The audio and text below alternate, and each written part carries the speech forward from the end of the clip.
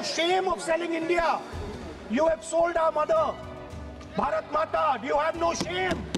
Operation इंसाफ के तहत हाफिज सईद, मसूद अजहर, लखवी को घुस के लाइए भारत में, तभी इंसाफ होगा sir. Authentication now you have. You're not giving it to me. आपकी इंडी अलायंस का विषय सोच लेना, उसको देर करने वाले कौन है पूछ लो।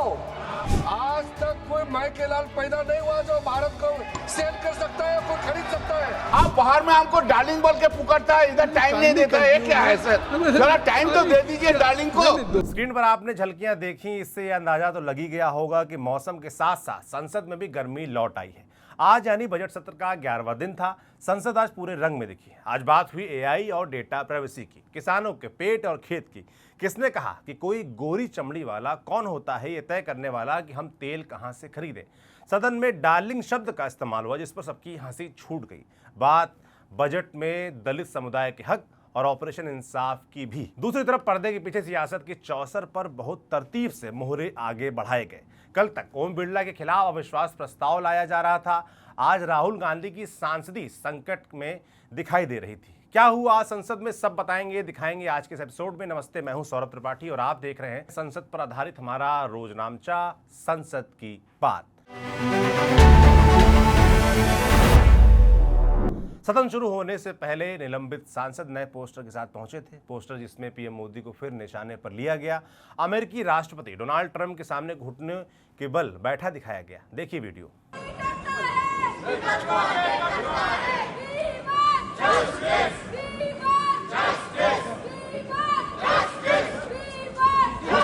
फोन हटाओ भाई, फोन हटाओ दोस्त। पोस्टर दिखा दो भाई।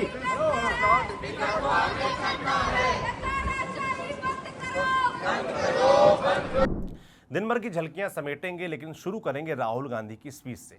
आज नेता विपक्ष राहुल गांधी लोकसभा में बजट पर बोलने के लिए खड़े हुए। 50 मिनट से ज्यादा का स्पीच दिया। राहुल गांधी ने अपने भाषण में एआई और डेटा प्राइवेसी की बातचीत मुख्य रूप से की। उन्होंने यूएस ट्रेड डील के भारतीय किसानों पर पड़ते प्रभाव पर सवाल किया। अमेरिका की पाकिस्तान और बांग्लादेश की नरमी पर पीएम मोदी और ट्रंप को घेरा। बजट की खामियां गिनाते हुए उन्होंने कहा कि मौजूदा सरकार ने भारत माता को बेच दिया है। लगे हाथ उन्होंने एप्स्टीन और अनिल अंबानी को भी निशाने पर लिया, जिस पर बवाल कटा। सुनिए उनके भाषण का एक हिस्सा। Is data. Meaning if you have AI and you don't have data, you have nothing. If you have AI and you don't have data, you have nothing. Now, which are the two biggest pools of data on the planet? The Indian pool of data and the Chinese pool of data. They also have 1.4 billion people. We have bigger population than them. We allow more freedom. We allow our people to do more dynamic things. So we have in fact more interesting data. Old India. Are you not ashamed of selling India? Yes. Do you have no shame of selling India? You have sold our mother, Bharat Mata. Do you have no shame? But sir, the interesting thing is,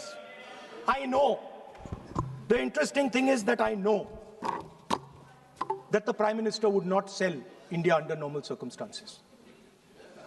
He will not do it. You know why he sold India? Because they are choking him. Mr. Rahul, address to the chair, please. He has sold India because they are choking him. They've got a grip on his neck.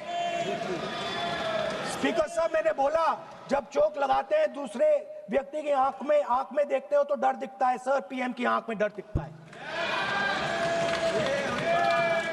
दिख रहा है sir, आंख में आंख नहीं मिला पाते हैं। नेता विपक्ष राहुल गांधी ने स्पीकर जगदम्बिका पाल से कहा कि आप कांग्रेस पार्टी के भूतपूर्व मेंबर रहे हैं, आपसे फेवर चाहिए। इस पर उन्होंने निष्पक्षता का हवाला देकर सफाई दी, मगर बातों ही बातों में कह दिया कि मेरी बात मान लेते तो आज उधर नहीं बैठना पड़ता। देखिए। X Congress party member, so I will do you a special favour today sir. नहीं, आई विल बैक डाउन। ये चार्ज है ना, ये भी कार्रवाई हिस्सा नहीं बनेगा। मैं अगर आपको if you don't have any propriety for the chair, if you don't have, sometime your even present member of parliament used to occupy this chair, Shelja Didi. Shailaja is also for. Speaker, sir, and you know this we is have absolutely- you have fondness for you. Speaker, you are an Speaker ex-member is of our making- party. Absolutely. So I will not go very aggressive today. Why you are mentioning too much? Well, you are a member of our party, sir. Ex-member. Ex-member, na. But And we are fond of you, sir. I'm here. We like you. I'm here as a presiding officer. But we like you, But sir. अगर हमारी बात आप And we मानते know हैं- your heart is not there, sir. अगर आप मेरी We know बात your मान- heart is here, sir. नहीं, मेरी बात अगर आप मानते तो वहाँ नहीं बैठे होते आप अगर if you are sitting there तो only because of you have not taken my advice. Here I'm advising you. Here if I'm advising that you should move on the correct track. So I think so. Still you have time. Still you have time to you should move on correct track. As today, as you are चलिए आगे बढ़ते हैं। कल हमने आपको दिखाया कि India alliance के सांसदों ने स्पीकर ओम बिरला के खिलाफ अविश्वास प्रस्ताव का नोटिस सबमिट किया था और आज सदन में नहले पर दहला देखने को मिला।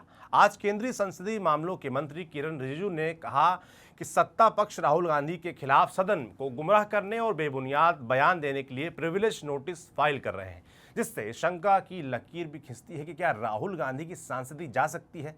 आसान भाषा में कहें तो रिजिजू ने कहा है कि राहुल गांधी ने पीएम मोदी और एनडीए के अन्य सांसदों को लेकर एप्स्टीन फाइल्स और अन्य जो भी आरोप लगाए हैं उसके सबूत दें या माफी मांगें। सुनिए। हमने पहले कह चुके हैं कि ऑथेंटिकेशन करना जरूरी है। There is a process to submit the authentication. वो तो हम मांग करेंगे और लीडर ऑफ अपोजिशन ने भी माना है कि वो करेंगे। ड्यू प्रोसेस से आप करना है। लेकिन जो मुझे कहना है, जो मुझे एक लाइन कहना है, अब सुनिए। राहुल जी ने कहा कि हमारा देश, भारत देश को आपने सेल कर दिया है। मैं सदन में कहना चाहता हूं, आज तक कोई माइके लाल पैदा नहीं हुआ जो भारत को सेल कर सकता है, कोई खरीद सकता है, नहीं हो सकता है।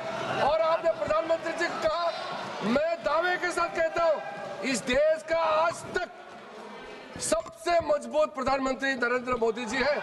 कोई हिला नहीं सकते, कोई हिला नहीं सकते। आपका कहने से क्या होगा?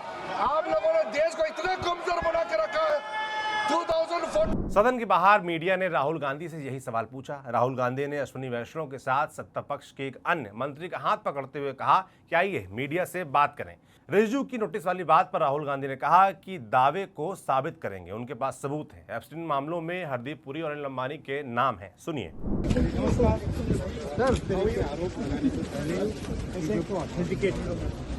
I'll also come and say hello. Yes, sir. Come, let's stand together. Let's stand together.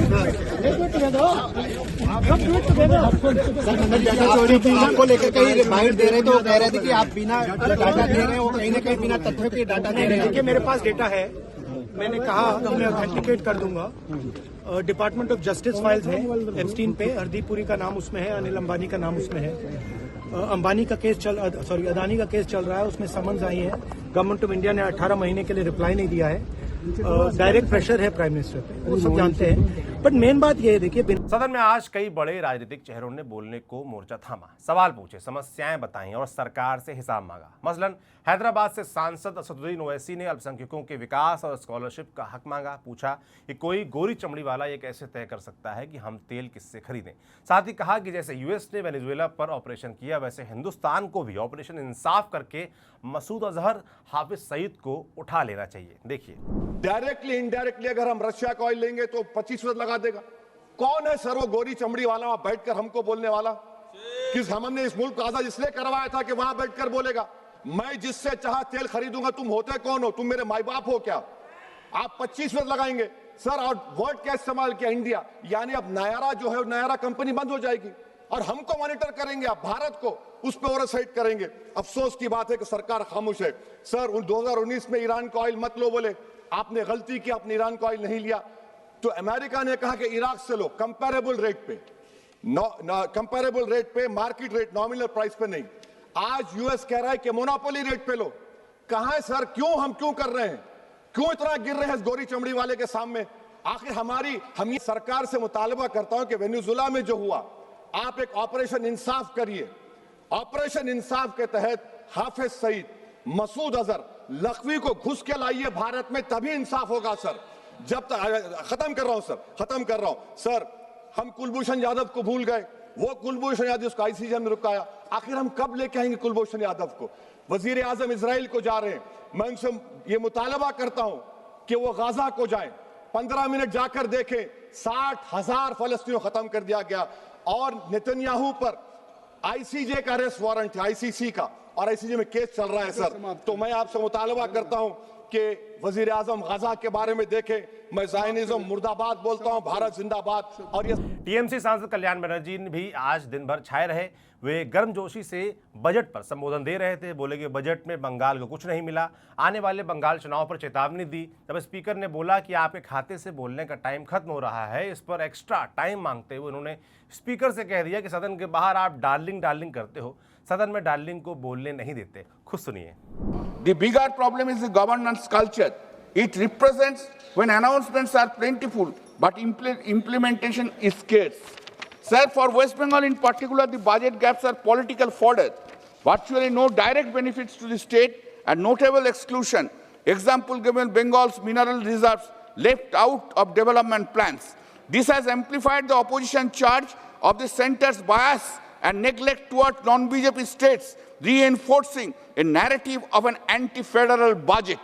No special financial package or major new projects for West Bengal were announced. Flagship women's schemes like Beti Bachao, Beti Padhao, etc. were largely steady, and there was no special package for women's safety or health aside from continued funding of existing program. Our Chief Minister Mamata Banerjee too has condemned the budget as anti-women, arguing that women received nothing substantially new. It is noted that the budget lacked new measures for scheduled caste and tribes welfare beyond the scholarship, calling it against the scheduled caste and scheduled tribe. Sir, the most striking difference in previous years and this year's budget is in the capital expenditure in defense sector, which funds modernization, acquisition, and domestic manufacturing. But in terms, budget expenditure percent is reduced to 14.67% this year against 16.86% in 2021, and allocation for Department of Space is over 0.26% in 2026 and 27 against 0.48%. Sir, it is everybody's concern. It is everybody's concern regarding the border area. All we are, when this country is facing the border area problem, whether it is a China border, whether it is a Pakistan border, whether it is a Bangladesh border, at that point of time, you are allocating the funds, reducing the budget. Sir, it is not. The writer writes a book, that's much. Writer gives it the publication, that's much. And publication, when the publication has come in a public domain, when the publication has come public domain, it is for the reader to, what is this? Hello, sir, kindly allow us to speak. Kindly allow us to speak. What is this? Allow us to speak. Sir, this is the writer. It has become, when it has come to public domain, public will criticize it. Sir, allow me, sir, my time has not been finished, party time. Kindly allow. I will make it, sir, listen to me, sir.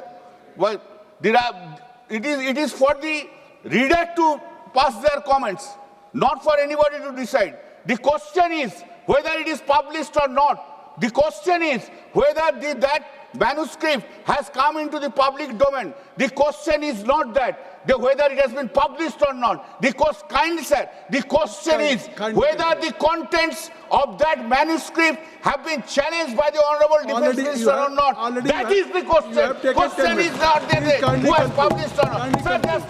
Sir, sir, our country. Sir, सुनिए ना sir, सुनिए। Request is kindly conclude. सुनिए sir, आप बाहर में हमको darling बोल के पुकारता है, इधर टाइम नहीं देता है, ये क्या है सर? थोड़ा टाइम तो दे दीजिए डार्लिंग को, सर दे दीजिए। I can't favor you. I have given you maximum. Budget पर बात रखते हुए नगीना सांसद चंद्रशेखर ने सरकार से हिसाब मांगा। कहा कि बजट ने गरीबों की थाली छोटी कर दी है। शिक्षा बजट में कटौती कर दी गई है, किसानों का हक मारा गया है और वंचितों के साथ इस बजट में न्याय नहीं हुआ है। सुनिए। सभापति जी, महंगाई का सबसे बड़ा असर गरीब, दलित, आदिवासी और पिछड़े वर्ग पर पड़ता है। आर्थिक सर्वे के अनुसार शिक्षा व स्वास्थ्य की लागत पिछले 5 वर्षों में 30 से 40% तक बढ़ी है। खाद्य वस्तु कीमतें गरीब परिवारों की थाली को छोटा कर रही है, लेकिन इस बजट में इन वर्गों के लिए कोई सीधी राहत नहीं दिखाई देती। सभापति जी, SC, ST और OBC वर्ग के मुख्य रूप से सरकारी स्वास्थ्य ये वर्ग है, ये मुख्य रूप से सरकारी स्वास्थ्य व्यवस्था पर निर्भर है, लेकिन भारत आज भी स्वास्थ्य पर GDP का केवल 2% खर्च करता है और ग्रामीण और आदिवासी क्षेत्रों में डॉक्टरों की और अस्पतालों की भारी कमी है।